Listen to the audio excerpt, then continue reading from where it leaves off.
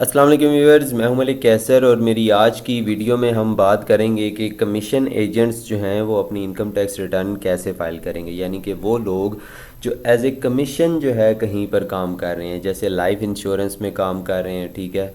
इसके अलावा LCS leopard courier service या TCS जो है, इनके साथ जो डिस्पैचर काम कर रहे होते हैं वो नॉर्मली जो है कमीशन बेस्ड काम कर रहे होते हैं। इसके अलावा सेल्स एजेंट जो होते हैं वो ज़्यादातर कमीशन बेस्ड उनकी जॉब होती है, ठीक है। इसके अलावा आप बैंक्स में कई एम्प्लॉइज़ ऐसे होते हैं जिनकी कमीशन बेस्ड जॉब होती है।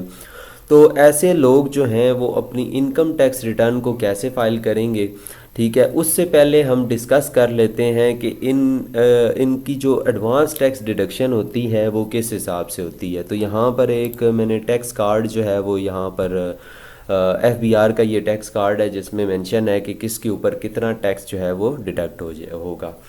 तो ये सेक्शन 233 है जो ब्रोकरेज एंड कमीशन का जो टैक्स है उसके बारे में हमें बताता है। तो इसमें अगर कोई बंदा एडवर्टाइजिंग एजेंट है तो इसका टैक्स जो है वो 10% डिडक्ट होगा अगर वो फाइलर है तो। अगर नॉन फाइलर है तो 20% टैक्स डिडक्ट होगा, ठीक है।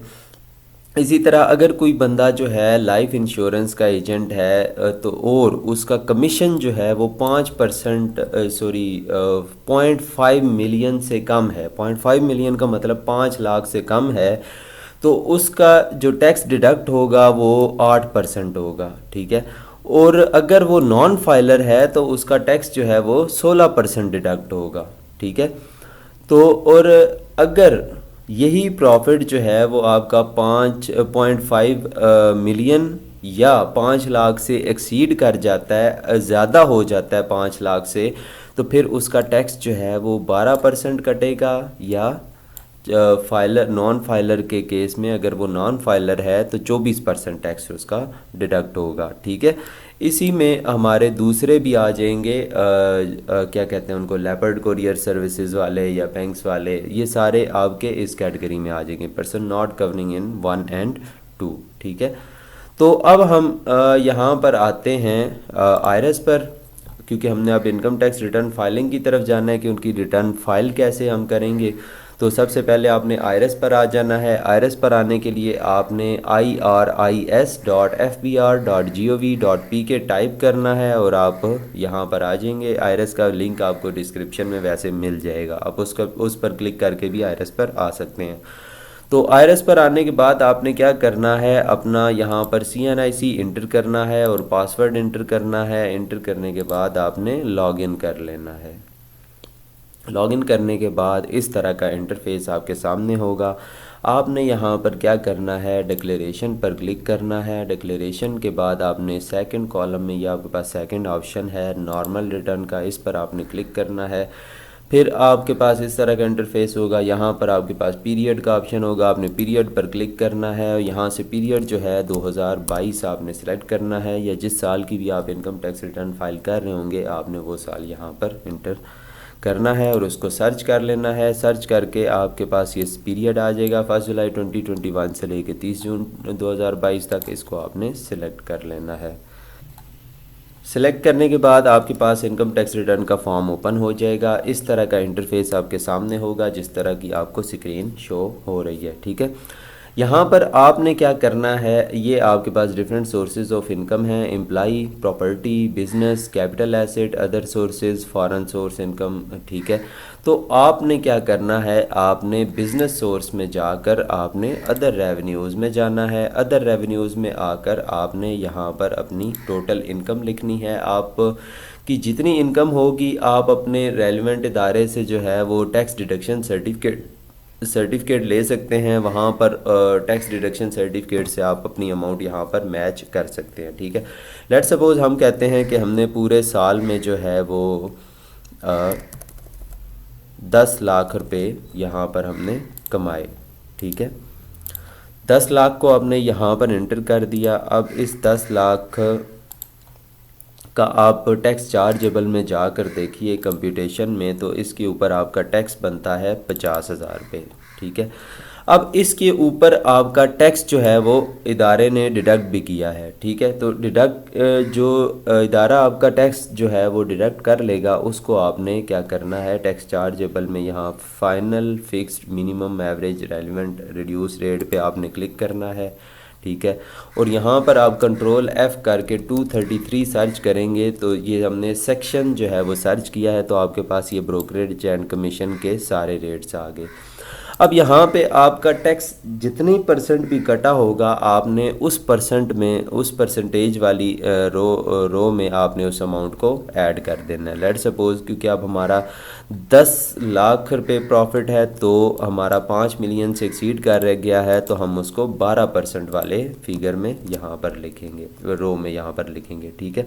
अब 10 लाख के ऊपर लाजमी हमारा अगर 12% टैक्स कटा है तो वो 1,20,000 हमारा टैक्स होगा, ठीक है। इसको आपने फिर ऊपर आकर इंटर करने के बाद ऊपर आकर आपने यहाँ पे कैलकुलेट कर लेना है, ठीक है। अब वापस हम कंप्यूटेशन पर जाते हैं तो यहाँ पर देखिए कि 10 लाख के ऊपर आपका टैक्स जो है वो 50,000 बना और 1,20,000 आपका टैक्स जो है एट सोर्स कट गया, लेकिन 70,000 अब आपका यहाँ पे वैसे रिफ़ंड बनना चाहिए था। अगर ये एडजस्टेबल टैक्स होता तो ये 70,000 आपका रिफ़ंड बनता, लेकिन ये मिनिमम टैक्स था, इसलिए ये टैक्स आपका जो है वो रिफ़ंड नहीं बना। उसकी वजह ये है कि आपका ये जो टैक्स है वो टोटल जितना कट गया, इन केस अगर आपका टैक्स जो है वो कम होता है तो आपका जो मिनिमम टैक्स जो डिडक्ट हुआ होता है वही आपका फाइनल लायबिलिटी जो है वो कंसीडर की जाती है। तो अब हमारे पास रिफ़ंड जो है वो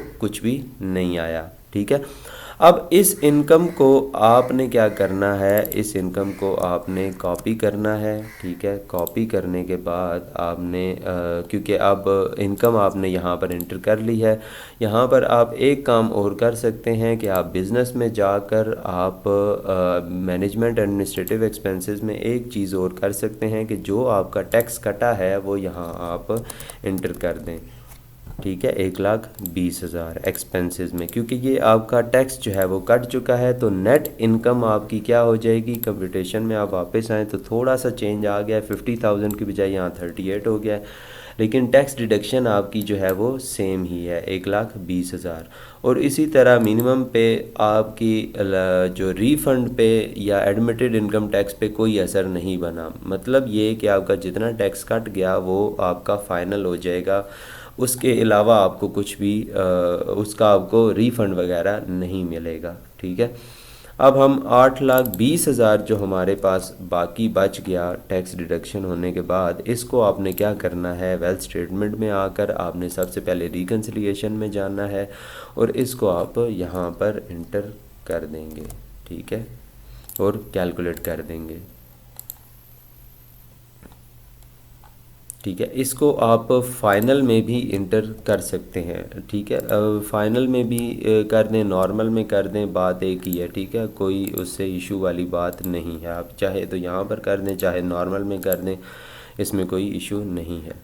अब जब आपने इनकम यहाँ पर एंटर कर दी, सबसे पहले जब भी आप वेल्थ स्टेटमेंट बनाएं सबसे पहले आकर अपनी वेल्थ स्टेटमेंट में यहाँ पर अपनी इनकम को एंटर करें, फिर आप पर्सनल एसेट्स पर आएँ, क्योंकि आप जब पहले आप वेल्थ स्टेटमेंट मतलब पहले अगर अपनी रिटर्न्स फाइल करते हैं तो आपकी वेल्थ स्टेटमेंट जो है आगे कैरी फॉरवर्ड हो जाती है खुद ब खुद। तो अब यहाँ पर मेरी रिटर्न में जो है वो 12 लाख मेरे पास कैश है और प्राइस बॉन्ड जो है मेरे पास पड़े हुए, मैंने ये शो किया हुआ है, ठीक है। अब यहाँ पर क्या है कि आप सबसे पहले आपने क्या करना है, अगर अपने बैंक अकाउंट्स हैं आपके, यहाँ पर आप अपना बैंक अकाउंट ऐड कर देंगे, UBL यहाँ पे अकाउंट नंबर लिखिएगा, अकाउंट नंबर, और डिस्क्रिप्शन में आप UBL यहाँ पर लिख दें, ठीक है, ओके कर दें, ठीक है। ये UBL का अकाउंट ऐड हो गया। इधर आप इसका क्लोजिंग बैलेंस लिख दें। लेट्स सपोज मैं कहता हूँ कि यहाँ पे मेरा क्लोजिंग बैलेंस जो है वो 3 लाख रुपए है, ठीक है। इसके बाद इसके अलावा अगर किसी एसेट में आपके इंक्रीज़ है तो आप उसमें इंक्रीज़ कर सकते हैं। लेट्स सपोज आपने कोई नई गाड़ी ले ली, गाड़ी को ऐड कर दें, बाइक ले लिया, बाइक को ऐड कर दें, मोटर व्हीकल में आप आकर यहाँ पर ऐड कर सकते हैं, ठीक है। ज़्यादा मैं जो मशवरा ये देता हूँ कि आप अपना कैश जो है वो उसको इंक्रीज़ करें, बजाय इसके कि आप हाउस होल्ड या पर्सनल आइटम्स में लेकर जाएं, क्योंकि वो बाद में आप उनको कैश नहीं कर सकते। ठीक है, तो बेहतर ये होता है कि आप यहाँ पर अपने पैसा जो है वो ज़्यादा से ज़्यादा वाइट में रखें। ठीक है, तो यहाँ पर आप जितने पैसे शो करते जाएंगे ग्रेजुअली वो इंक्रीज़ होता जाएगा और वो वाइट भी आपका रहेगा। ठीक है, तो फिर आपने दूसरा स्टेप क्या करना है, बैंक अकाउंट्स और एसेट्स एंटर करने के बाद आपने दूसरा स्टेप ये करना है कि यहाँ पर अपने जितने एक्सपेंसेस हैं आपने उनको एंटर करना है, पर्सनल और व्हीकल। ठीक है, personal rates and taxes, travelling, electricity, water, gas, telephone, asset, जितने भी आपके एक्सपेंसेस हैं सारे एक्सपेंसेस आप सेग्रीगेट करके यहाँ पर एंटर कर सकते हैं। ठीक है, और मैं यहाँ पर वैसे आपको क्योंकि समझाने के लिए कर रहा हूँ तो मैं यहाँ पर एक ही सेल में जो है वो लम सम अमाउंट यहाँ पर इंटर कर रहा हूँ। ठीक है, मैंने कह दिया 3,94,000 मेरे जो हैं वो एक्सपेंसेस हैं, ऑलमोस्ट ये 4 लाख के करीब बन गए। तो अब हम रिकन्सिलिएशन पर वापस आते हैं, तो वापस आकर हम देखते हैं तो अभी 1,85,000 स्टिल आपकी अमाउंट जो है वो अनरिकनसाइल्ड है। मतलब कि ये कि आपने 8,80,000 रुपये इस साल में कमाए। ठीक है, उसमें से आपने 3 लाख तो एसेट में इंक्रीज़ हो गया, बाकी का 5,80,000 बच गया। उसमें से आपने 3,94,000 जो हैं वो आपने कह दिया कि मेरे एक्सपेंसेस हो गए हैं। तो बाकी का 1,85,000 आपने कहाँ किया?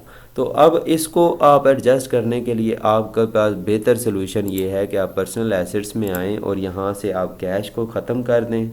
कैश को जब ख़त्म करेंगे तो ये सारी अमाउंट जो आपने कैश में से ख़त्म की है वो सारी अनरिकनसाइल्ड में चली जाएगी। ठीक है, और वो 1,85,000 भी इसमें ऐड हो जाएगा। ठीक है, अब आप इस 14,55,000 को कॉपी करें और इसको लाकर कैश में पेस्ट कर दें। ठीक है, एंड में जब आपके पास अनरिकनसाइल्ड अमाउंट ज़्यादा आ रही हो तो आपने ज़्यादा उसकी एडजस्टमेंट जो है वो आपने मेक श्योर कर लेना है। आपने एक्सपेंसेस एंटर कर दिए हैं, अगर एक्सपेंसेस एंटर कर दिए हैं फिर भी अनरिकनसाइल्ड अमाउंट आ रही है तो आपने क्या करना है, उसकी एडजस्टमेंट जो है वो कैश में कर देनी है। ठीक है, अब यहाँ पर हमारे एसेट जो हैं वो 14,55,000 कैश हो गया, 3 लाख हमारे बैंक में और 3 लाख हमारे पास प्राइस बॉन्ड। यहाँ रिकन्सिलिएशन में वापस आएँ तो अब हमारी रिकन्सिलिएशन क्या कहती है, 8,50,000 में से 4,85,465 जो है वो एसेट्स में इंक्रीज़ आ गया और बाकी का 3,94,535 हमारे जो है वो एक्सपेंसेस हो गए। ये हमारी जो वेल्थ स्टेटमेंट है वो रिकनसाइल्ड होगी। ठीक है, अब आपने क्या करना है, वेरिफिकेशन पर आना है और यहाँ पर आपने अपना वेरिफिकेशन कोड इंटर करना है, वेरीफाई करना है। वेरीफाई करने के बाद आप सबमिट पर क्लिक करके यस पर क्लिक कर देंगे तो आपकी रिटर्न जो है वो सबमिट हो जाएगी। तो उम्मीद है कि ये वीडियो आपके लिए इन्फॉर्मेटिव होगी। अगर इन्फॉर्मेटिव हुई हो तो आप मेरे चैनल को सब्सक्राइब ज़रूर कीजिएगा और वीडियोस को लाइक शेयर और कमेंट ज़रूर कीजिएगा। शुक्रिया।